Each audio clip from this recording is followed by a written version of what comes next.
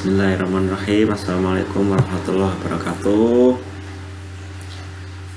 Jadi saya kemarin itu pengen ngajak kuliah online, baik itu melalui Google Meet maupun pakai Zoom. Tapi kalau malam itu sinyal di kos saya itu kurang stabil, jaringannya nge-lag, suara patah-patah, dan juga gerakan lambat, sama seperti di kampus waktu pagi hari.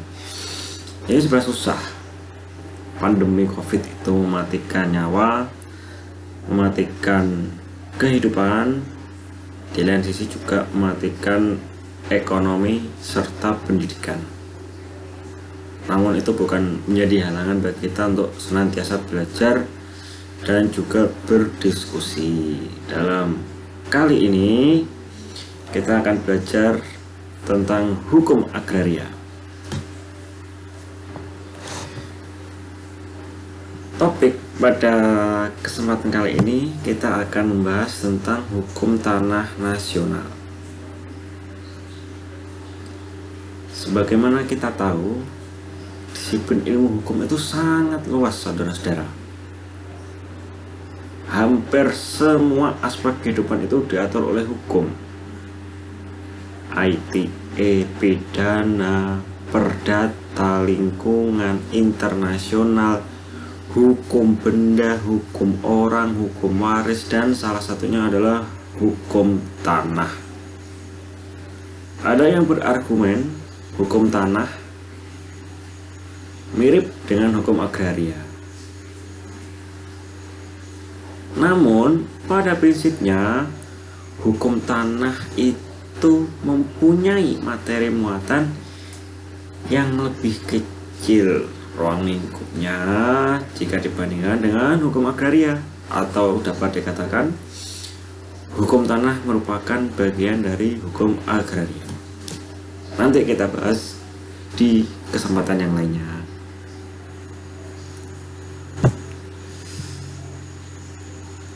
Ada 3 instrumen pembentukan dan pelaksanaan hukum. Yang pertama adalah kepastian hukum, yang kedua nilai dasar keadilan, yang ketiga adalah nilai kemanfaatan. 3 instrumen ini berkaitan erat dengan tujuan hukum itu sendiri. Ini yang sering saya ulas. Apa tujuan hukum itu? Tujuan hukum itu adalah tidak lain dan bukan adalah kepastian, keadilan, dan juga kemanfaatan. Meskipun demikian, beberapa ahli juga mempunyai versi sendiri terkait tujuan hukum. Di antaranya tujuan hukum itu adalah damai sejahtera, kesejahteraan, ada juga kedamaian,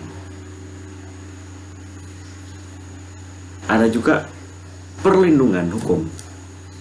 Namun secara garis besar yang paling familiar dalam kalangan praktis hukum itu ada 3 itu. Jadi pembentukan hukum dibuat, dalam hal ini adalah hukum positif, hukum tertulis, itu dibuat, diundangkan, harus sesuai dengan prinsip-prinsip kepastian. Diatur bagaimana hak dan kewajiban para pihak, diatur dalam suatu undang-undang itu ruang lingkup undang-undang keberlakuannya ini bagi siapa, materi muatan apa saja yang diatur, mulai berlaku kapan, itu pasti. Dan kepastian itu terwujud dari tulisan yang ada di dalam undang-undang. Tulisan yang kasat mata yang bisa diindra itu yang memberikan kepastian. Beda dengan hukum tidak tertulis, susah membuktikan kepastiannya. Karena bagaimana kita mengukur ucapan atau lisan seseorang? Bagaimana kita membuktikan? Kecuali kita akan merekam atau merekod. Yang kedua adalah keadilan. Hukum itu harus adil, saudara-saudara. Pembuatan undang-undang itu harus adil. Adil bagi siapa?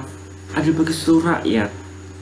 Karena undang-undang itu dibuat untuk rakyat, bukan untuk segelintir orang saja.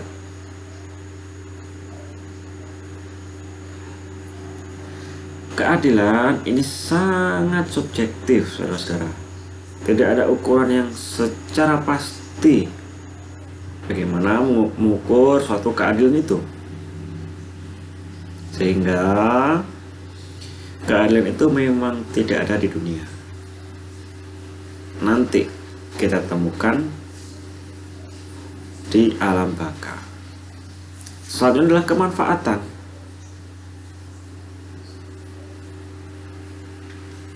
Apa manfaat yang diperoleh oleh para pihak dalam pembuatan undang-undang?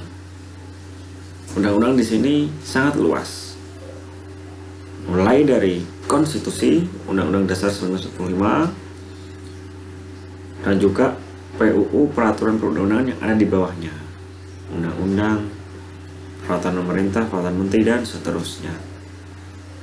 Apakah bermanfaat bagi masyarakat luas? Jika tidak, kenapa harus diundangkan? Malah membuat gaduh, malah membuat ribut. Pembuatannya sudah membuat pusing, menghabiskan anggaran, pelaksanaannya pun juga demikian. The enforcement of the laws, pelaksanaan dari undang-undang harus bermanfaat juga. Kalau dibuat hanya semata-mata untuk keuntungan satu pihak, kenapa dibuat? Lebih baik pihak itu berusaha sendiri, jangan bergantung kepada undang-undang, jangan bergantung kepada hukum, karena hukum itu untuk orang banyak, bukan untuk mereka.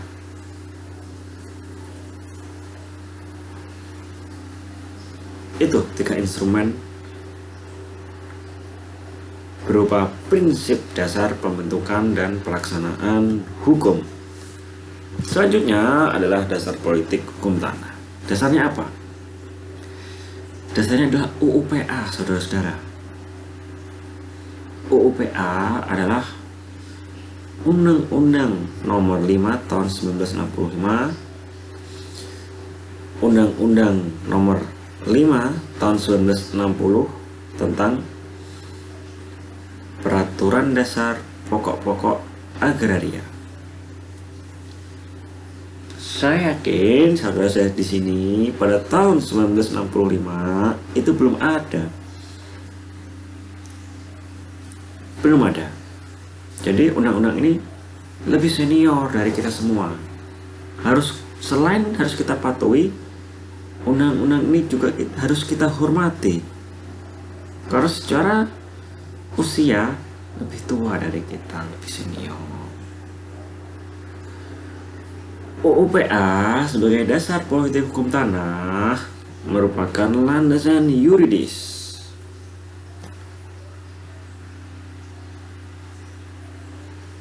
kehidupan agraria, kehidupan pertanahan di Indonesia, yang menghapus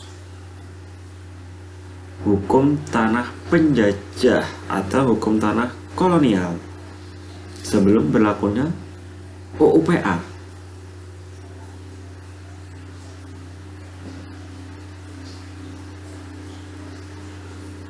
UU-PA ini memang wajib saudara pegang. Saudara harus punya UU-PA sebagai dasar pembelajaran agraria.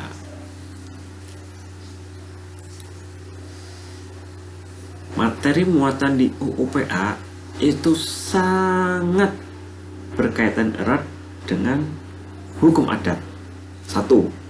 Yang kedua, sangat berkaitan erat dengan hukum agama.